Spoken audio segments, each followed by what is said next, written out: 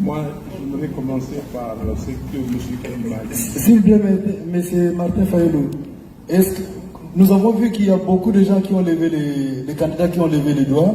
Est-ce qu'on peut établir le principe, nous ne sommes pas de ces sacs, est-ce qu'on peut aller par exemple, 3 minutes ou 5? Je vais vous poser des questions liées à la CENI, je ne vais pas aller ailleurs. Merci. Mais je vais commencer par dire, Père, pardonne M. Kadima et les membres de la CENI pour leur volonté de mener un processus électoral opaque. Et Père, merci d'avoir fait que leur crime ne soit pas parfait. Je vais commencer par là, parce que nous sommes venus ici, comme dit Augustin Matata, par politesse. Ce n'est pas ça ce que nous avons demandé. On vous a demandé une réunion entre les candidats présidents de la République et la CENI pour se fixer, se convenir des règles du jeu. Et vous venez ici comme si vous amenez les écoliers, vos écoliers au zoo et leur dire voici les espèces d'animaux qui existent dans le monde. Non. Ça c'est quoi exactement ça? Mais regardez, M. Kadima, membre de la CENI, voilà les rapports des 68 pages de l'OIF. Voilà comment l'OIF fait la synthèse. En 3 lignes, on dit ceci: un fichier électoral inclusif, c'est le fichier de 2018, exhaustif et actualisé, mais perfectible, et donc nécessitant des améliorations ayant fait l'objet des recommandations à court et moyen terme en vue notamment de son affichage provisoire pour permettre d'aboutir à des listes électorales définitives conformément à la loi. 68 pages. Vos amis ont fait un audit, c'est ça, que j'ai ici, c'est torchon de 137 pages. 137, il n'y a rien. Dans ces documents, il n'y a même pas le nombre d'électeurs qui ont été enregistrés par la CENI. Il n'y a pas une recommandation pertinente.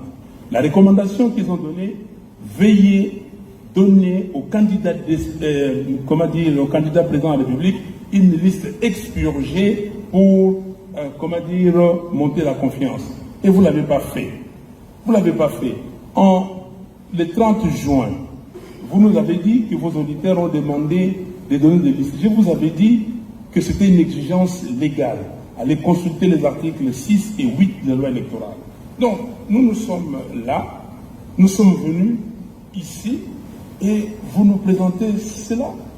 Vous dites ici que vous avez dépensé déjà 800 ou reçu 800 millions de dollars, et au total, vous allez en recevoir 1,1 milliard pour ces pays où les gens souffrent. Il y a 27 millions de Congolais qui cherchent à manger. On cherche de l'argent, on ne trouve pas. Vous dépensez de l'argent pour faire des atlas ici, je ne sais pas quel marché, qui a gagné ces marchés, et venir ici nous présenter ces documents. Monsieur Kadima, les fichiers électoraux, c'est l'essentiel, c'est la base des élections. La question que je vous pose, est-ce que nous irons aux élections avec 43 955 181 électeurs ou comment? Pourquoi je pose cette question? Aujourd'hui, vous avez recommencé le processus d'enrôlement de l'électeur. Il y a des gens qui vont pour se faire délivrer des duplicata, ils arrivent là-bas, ils ne trouvent pas leur nom. J'ai fait l'expérience même ici chez vous. J'ai envoyé 10 cartes d'électeurs, parce qu'on peut le faire ici. J'ai reçu 4 où on a trouvé les noms. Et les autres, on n'a pas retrouvé les noms. Et à la cité, quand on ne retrouve pas les noms, on demande à ces requérants de remplir une nouvelle fiche. Donc, ça devient un nouvel électeur. Nous allons avec combien d'électeurs? Et qui est fou dans ce pays, dans ce monde, pour accepter d'aller dans un processus où on ne connaît pas les nombres d'électeurs? Moi, je vous ai dit, et je le répète, on vous a utilisé parce que vous êtes spécialiste d'observation électorale, vous connaissez toutes les fraudes qui existent en Afrique, et vous venez ici pour proposer ces fraudes-là. Parce que l'imprimante thermique a été utilisée à dessein, et vous saviez que les données, les écritures allaient disparaître. Pourquoi maintenant vous achetez des imprimantes normales? Donc, Je vous pose une question. Dites-nous, à la date d'aujourd'hui, dans combien d'antennes vous avez déployé cette liste? Combien d'antennes ont déjà reçu des listes et combien d'antennes ont fiché ces listes? Et dites-nous pourquoi vous avez violé intentionnellement, délibérément, les articles 6 et 8 de la loi électorale. Franck Diongo vous a cité ces articles et je ne reviens pas. Pourquoi vous les avez violés? Ici, c'est une violation flagrante. Et dites-nous, je vous donne un exemple. J'ai beaucoup d'exemples ici, il n'y a pas de temps. À Kabeya Kamwanga, il y a un centre qui avait enrôlé 959 électeurs. Mais la liste qu'on amène là-bas reprend seulement 26 électeurs. Ok? Comment vous justifiez ça?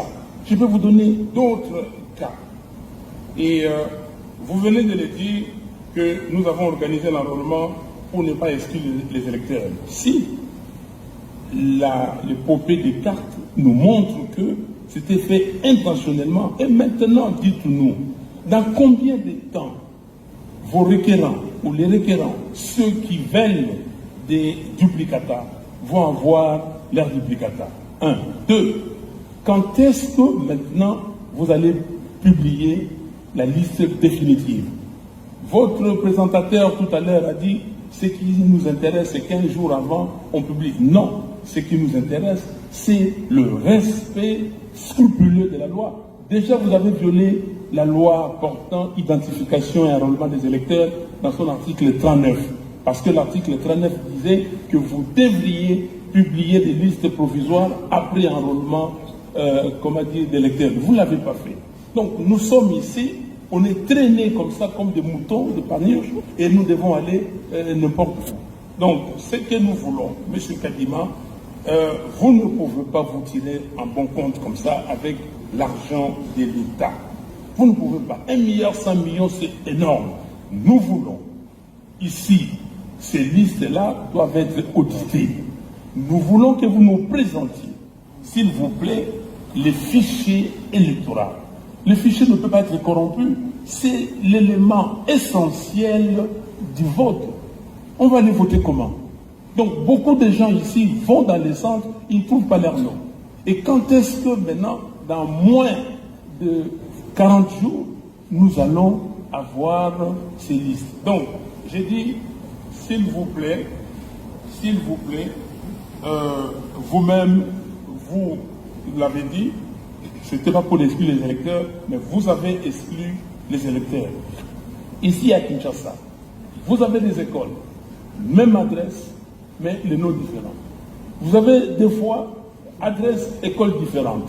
Donc, qu'est-ce qui se passe réellement? Donc, vous venez ici, vous appelez le corps diplomatique, on va dire, voilà, tout ça, on va signer le code de conduite. Qui est fou ici pour signer un code de conduite? Vous, quel code de conduite vous signez? Nous allons nous mettre avec vous, Monsieur Kadima. Monsieur Fabulou, oui. vous exagérez un peu. Je n'exagère pas, s'il vous plaît. Écoutez-moi. Je n'exagère pas. Vous êtes en train de donner des déclarations générales sans pouvoir être spécifique. Nous ne pouvons pas. Vous parlez en général comme si vous faisiez un discours politique. Il faut nous donner des éléments concrets. Est-ce que vous êtes sérieux? Nous avons publié la liste justement provisoire pour que les gens viennent nous montrer les défaillances. Mais vous, comme vous êtes dans un élan politique, vous êtes en train de citer des choses sans donner des détails. Non, mais je vous donne des détails, M. Kadima. Moi, je vous donne des détails, s'il vous plaît. Je n'exagère pas, je vous donne des détails. Je vous ai dit, est-ce que l'audit que j'ai montré ici, c'est pas le détail? Votre discours là ne tient pas. Non. Vous appelez un document un torchon, oui. Mais en même temps vous recourez aux recommandations de ce document. Vous vous contredisez. Non, je ne me contredis pas, je ne recours pas. Il faut arrêter ça. Les recommandations, c'est les recommandations de l'audit de l'OIF. Et je vous ai dit que dans votre document, il n'y a aucune recommandation pertinente. Donc, s'il vous plaît, nous devons nous mettre d'accord. Vous utilisez l'argent de l'État et je vous ai donné des données précises, des éléments précis. Il faut que vous répondiez précisément. Merci. Merci.